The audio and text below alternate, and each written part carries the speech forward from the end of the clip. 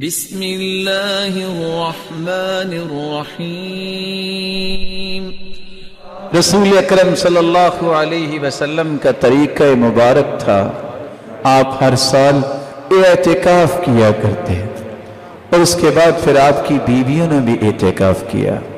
اعتکاف مرد ہو یا عورت ہو، اس کا مسجد میں ہی ہوتا ہے، اور اعتکاف کا مقصد یہ ہے الخلوۃ باللہ والانقطاع عن الناس، اللہ کے ساتھ خلوت کے وہ اوقات تلاش کرنا، لوگوں سے کٹ کے، لوگوں سے الگ ہو کے اللہ ذوالجلال کے ساتھ گفتگو کرنا اور اس سے التجائیں کرنے کے اوقات کو استعمال کرنا۔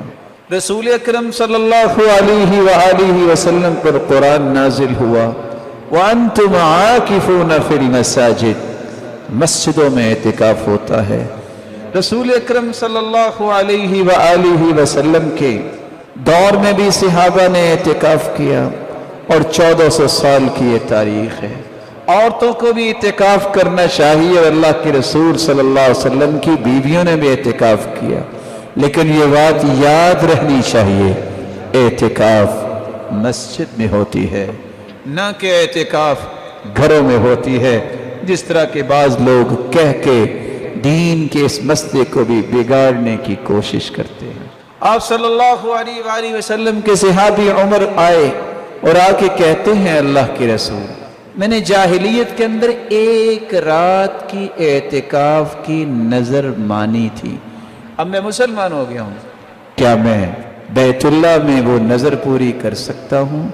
قال فأوف بنظرک، ہاں تم اپنی نظر پوری کر سکتے ہو۔ تو اعتکاف 10 دن کا بھی ہوتا ہے، اعتکاف ایک رات کا بھی ہو سکتا ہے، لیکن ہوگا مسجد کے اندر۔